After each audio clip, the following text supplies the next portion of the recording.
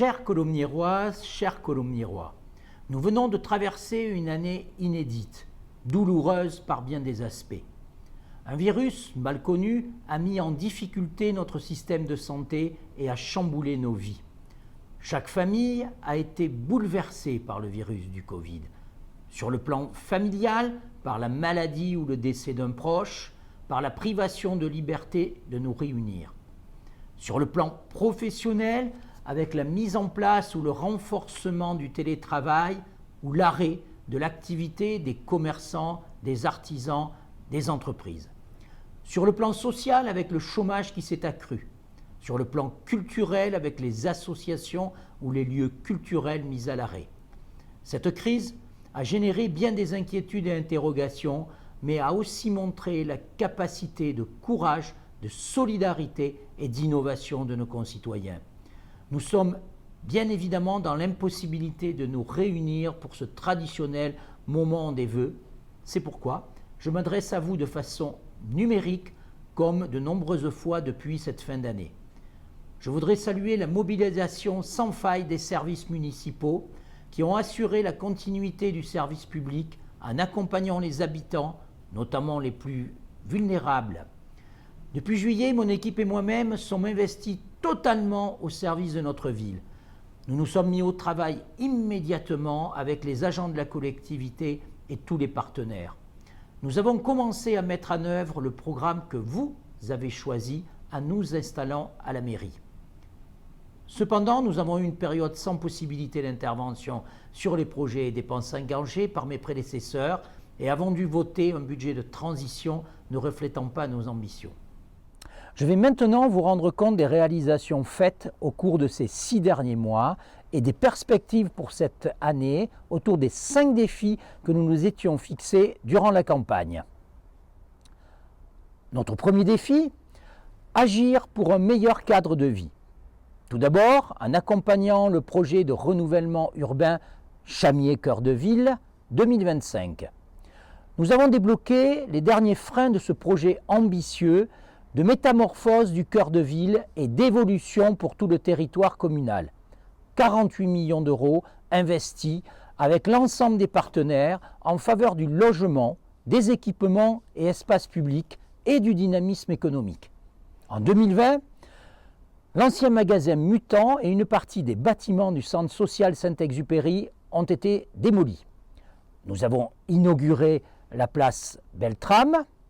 Donc pour 2021, débutera le chantier du pôle des solidarités avec la livraison de la maison de quartier et du bâtiment neuf du centre social avec l'aménagement des espaces publics alentours, notamment rue de Tananarive.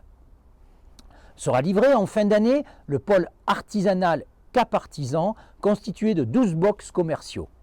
Seront lancées les premières réhabilitations des bâtiments A, B, D et E, isolation, sécurisation des halls d'entrée, traitement des espaces extérieurs immédiats, avec la mise en place d'ateliers de bricolage solidaire animés par les compagnons bâtisseurs et ouverture d'une outil tech avec l'association 3S pour accompagner la réhabilitation intérieure des logements.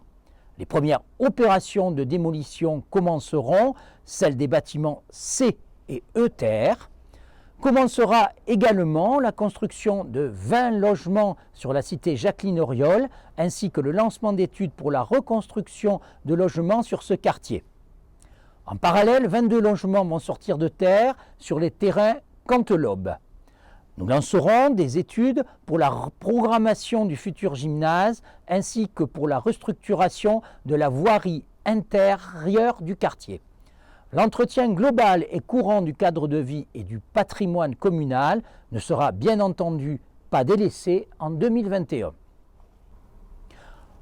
En 2020, nous avons fait un état des lieux pour définir un plan d'action sur 5 ans en matière de voirie et d'entretien des bâtiments publics.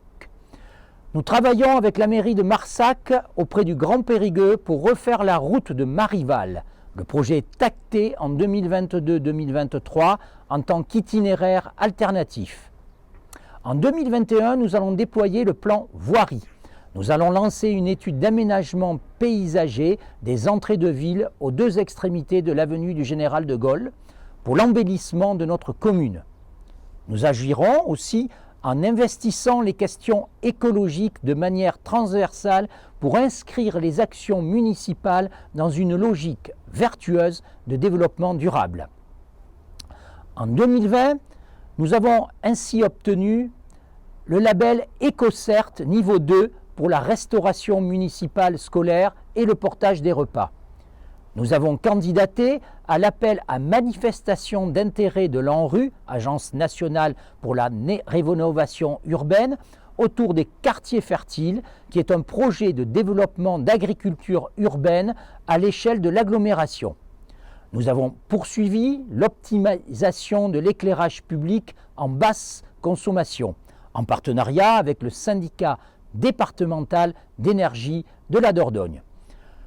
En 2021, nous avons en projet la création d'un espace d'éco-pâturage, la création d'un sentier pédagogique écologique avec le lycée agricole et l'organisation d'une journée verte familiale le 30 mai prochain dans le bourg de Coulounier dans le cadre de la Semaine européenne du développement durable.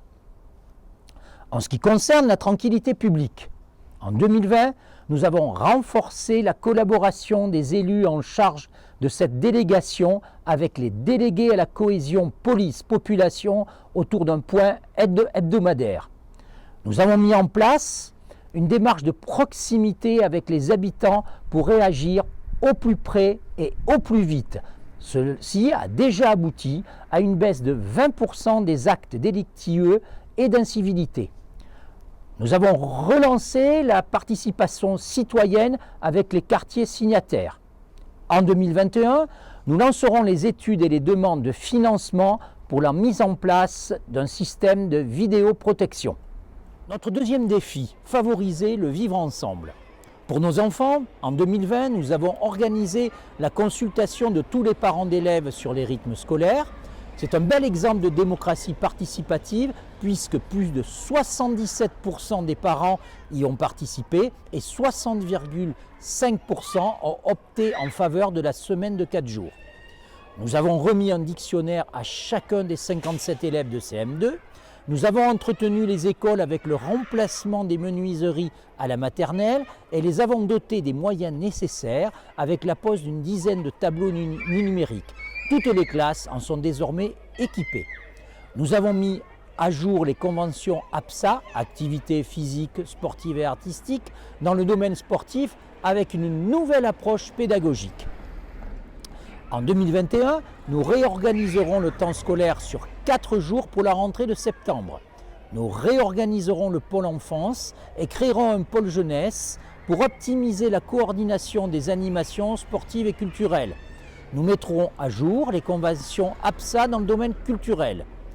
Pour tous, en 2020, malgré le contexte sanitaire, nous avons pu maintenir les animations estivales pour les seniors, la jeunesse et les familles, et les expositions au Château des Isards. Nous avons mis en ligne un catalogue associatif pour pallier l'annulation du marché de Noël. Dans le cadre du dispositif PassMove et du réseau PEPS, nous avons créé un service sport santé ou sport sur ordonnance. En 2021, si la situation le permet, nous proposerons de nombreux rendez-vous festifs et culturels. Carnaval, expo, kiosques littéraires, contes, 10 ans de la bibliothèque, salon du chocolat. Nous espérons obtenir le label Terre de Jeux 2024 avec de nouveaux rendez-vous liés aux disciplines sportives et olympiques. Nous organiserons un forum des associations. J'en profite pour manifester tout mon soutien à toutes les associations sportives, culturelles, festives, humanitaires, sociales de la ville. Elles pourront compter sur le soutien de la municipalité en ces temps difficiles et je les remercie chaleureusement pour leur implication et leur inventivité. Agir en assurant la solidarité et le lien pour l'ensemble des administrés. En 2020, nous avons accompagné les habitants en cette période inédite et en particulier les plus vulnérables. Le Centre communal d'action sociale était en première ligne des actions mises en œuvre. Veille sanitaire, portage des courses, renforcement du portage des repas à domicile, nous avons mis en place un service de collecte des déchets pour les personnes en perte d'autonomie. Nous avons également adhéré au réseau francophone Ville Amie des aînés. En 2021, en partenariat avec le SMD 3, Coulugné-Chamiers sera ville pilote pour la collecte des déchets pour les personnes en perte d'autonomie.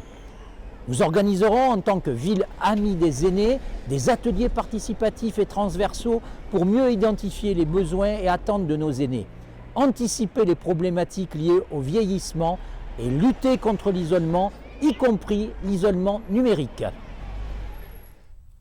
Notre troisième défi, développer l'attractivité de la ville.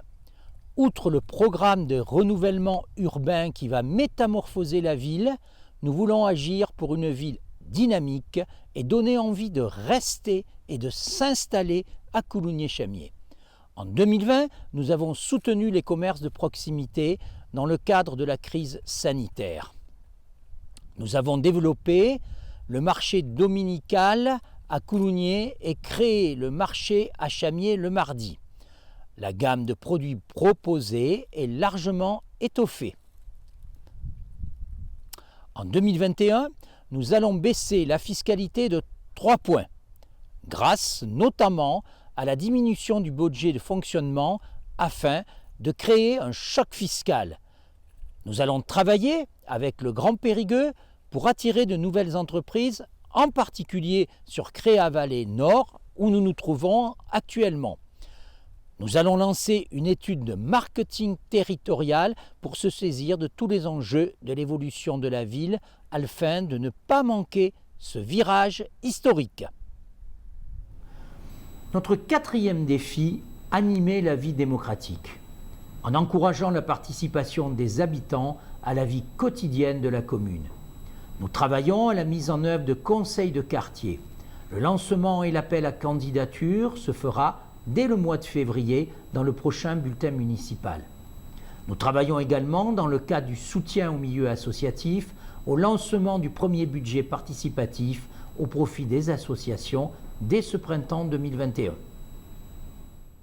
Notre cinquième défi, rationaliser l'action publique tout en répondant aux besoins. Il nous faut renouveler le mode de gouvernance de la collectivité. En 2020, nous avons rencontré tous les agents de la collectivité, supprimé le poste de directeur de cabinet, recruté un nouveau DGS. Nous n'avons procédé à aucune création de postes supplémentaires. Nous avons lancé une étude de gestion prévisionnelle des emplois et des compétences avec la participation active des cadres et des chefs de service. En 2021, nous réorganiserons les services municipaux dans un climat de dialogue social apaisé et de recherche de valorisation des compétences.